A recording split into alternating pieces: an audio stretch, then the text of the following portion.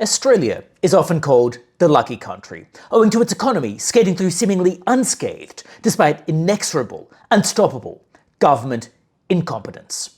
But might Australia's luck be coming to an end, and might its economy be heading into shaky territory? Well, that's what we're going to look at in this video, and if you've got any thoughts about it, well, let me know that in the comments below.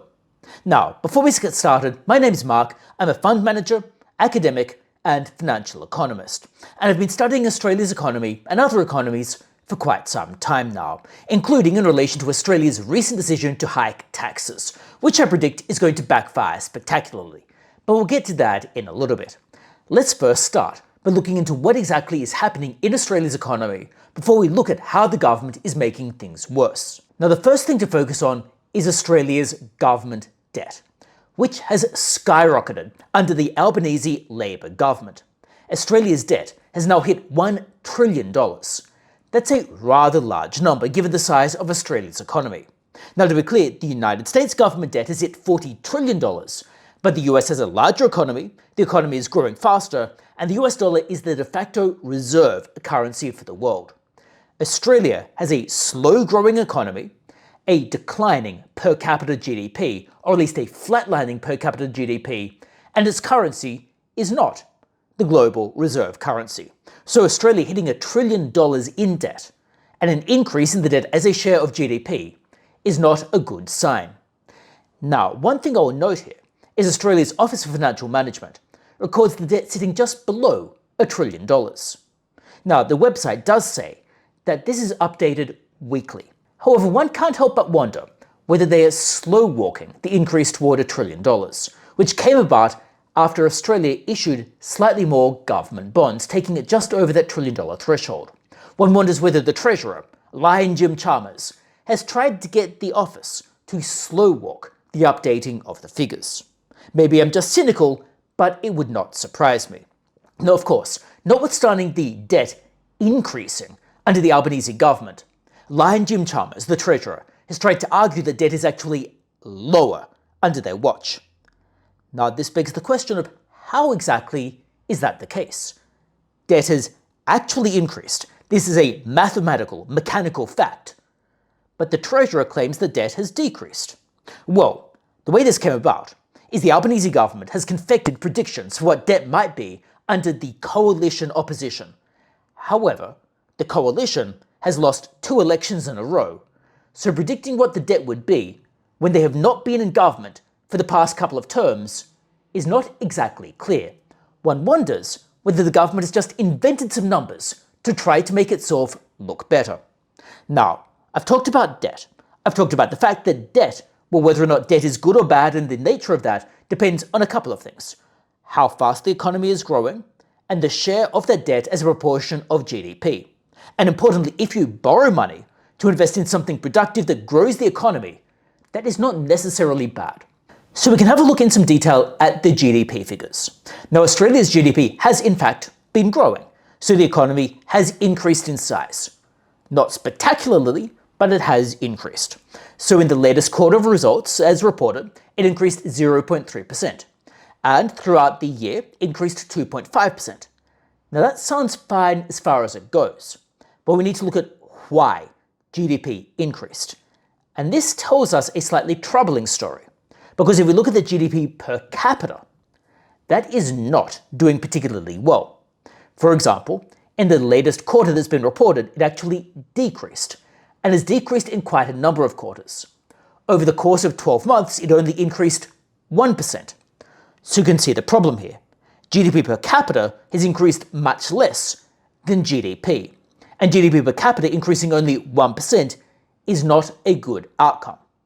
What this tells us is Australia's population has grown, and has grown faster than GDP has grown, which is why GDP is increased faster than GDP per capita.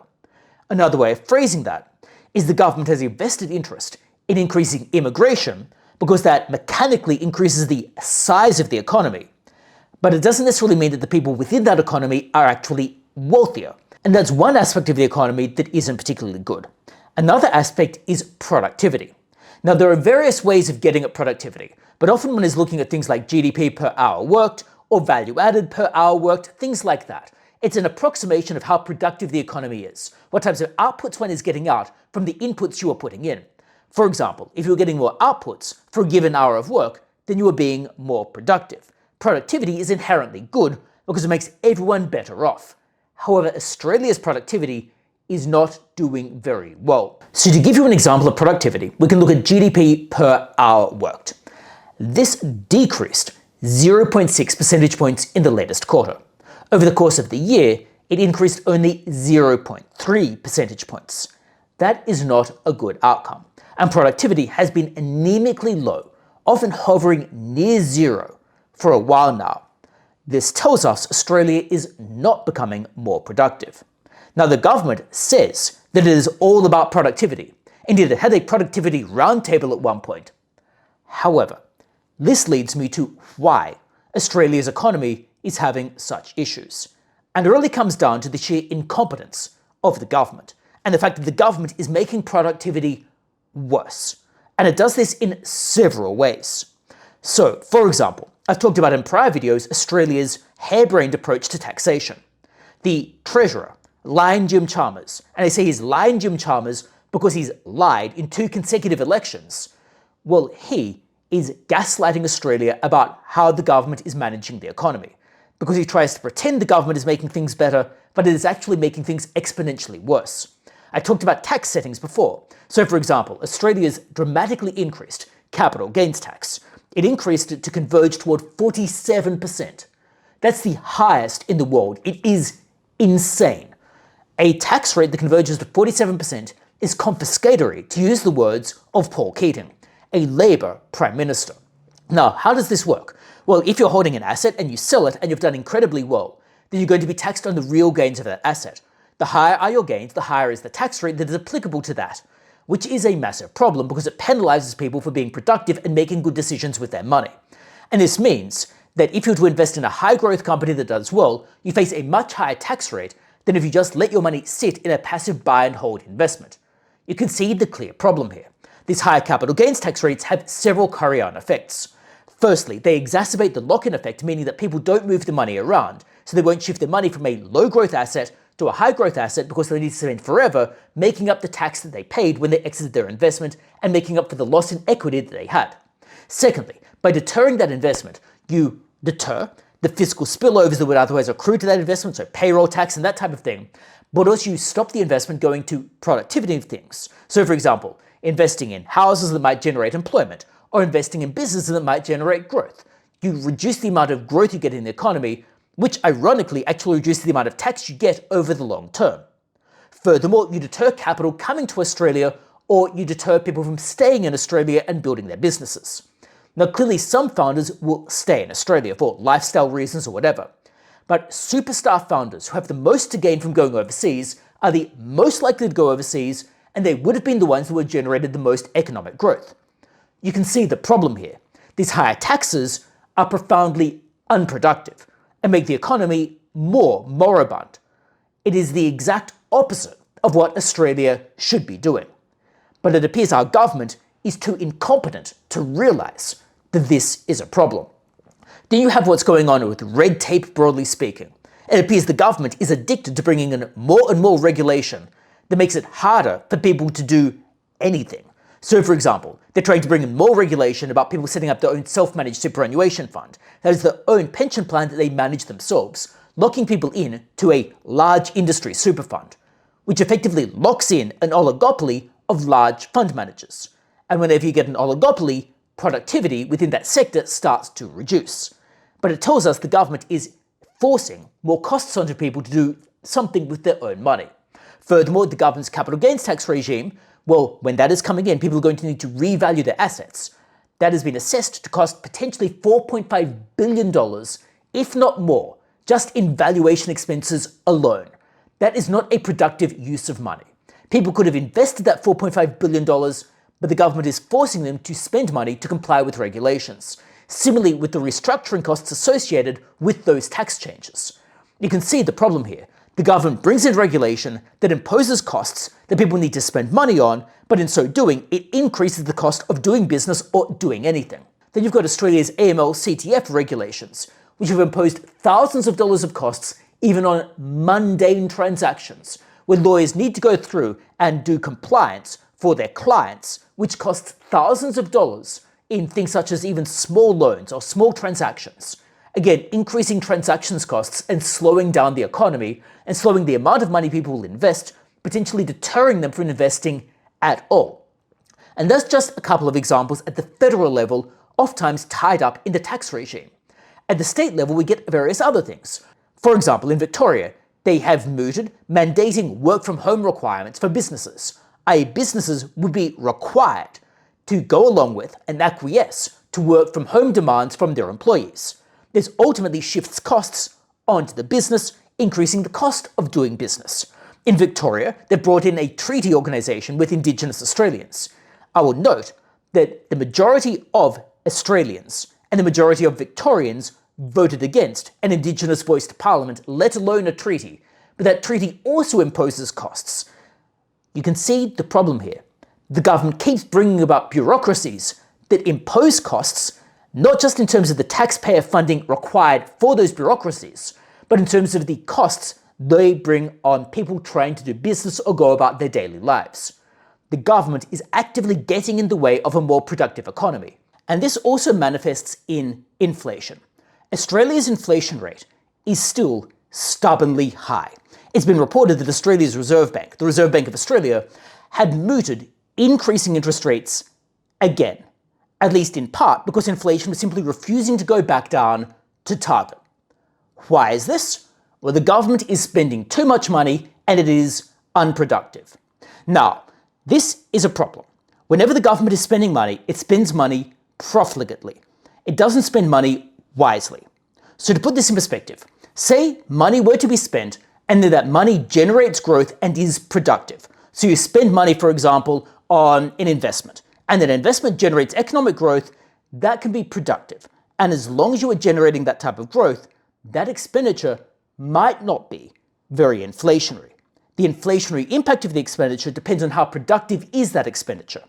If, however, you spend the money profligately, and all it does is add to aggregate demand without adding anything to supply, that's when inflation starts to get really bad. And that's what is happening with government spending. Australia's government spending is out of control. I've already talked about what's happening with debt, and this is symptomatic of the expenditure. And this expenditure is throughout the economy. So, for example, Australia has its National Disability Insurance Scheme, which is nearly as expensive as Australia's defence budget, even though it is clearly rife with rorting and rife with rip-offs. So, for example, in a working paper, I've analysed rather peculiar spikes in NDIS service providers in specific locations. Spikes that cannot be explained by the demographics of those locations and would seemingly be very abnormal. But the government is not investigating those. I wonder whether that's because those seats are the types of seats the government wants to win in an election. You can put two and two together. And it's not just the NDIS. That's just but one example. We've got other examples, such as Australia's Snowy Hydro 2.0 scheme, which is a complete trash fire. It's been a trash fire under the Coalition, a trash fire under Labor, a trash fire continually. It is continually blown out in terms of budget and in terms of time frame. It's a profoundly unproductive use of money. And that is symptomatic of what happens when the government spends money. Because whenever a bureaucrat spends money, they're not spending their own money. So therefore they're not spending it efficiently or productively. They're spending someone else's money so they don't exert discipline. And even worse, they might spend it in a way that makes themselves feel better, that generates a positive externality for themselves using someone else's money. That might be getting the warm and fuzzies from doing something that makes them feel virtuous, or could be funneling money into something that directly benefits them in a pecuniary manner, as would seemingly be the case in Victoria's Big Build project, which involved money being funneled from taxpayers seemingly toward organised crime, potentially in the magnitude of $15 billion. Now, that figure has been disputed. It has been disputed whether it's 1 billion or 15 billion. But I dare say that regardless of how many billions got siphoned to organised crime, it is billions too many. And then you've got the expenditure on things like pot plants and coffee machines, again in Victoria. They're just spending taxpayers' money unproductively, spending it willy-nilly, which adds to inflation and it adds to the government debt, and it makes everyone poorer. or at least everyone who is not in on the rot. Taxpayers ultimately are footing the bill, both immediately through their tax spending, but also through inflation and through the debt that ultimately needs to be serviced. The government needs to stop spending money, and money needs to go back into private hands. When the government is spending money so badly, a tax cut is imperative. It's imperative because the government should be constrained in how much money it can spend. There should be restrictions on government expenditure, and the government should be begging people for more money, not assuming that it is entitled to more money.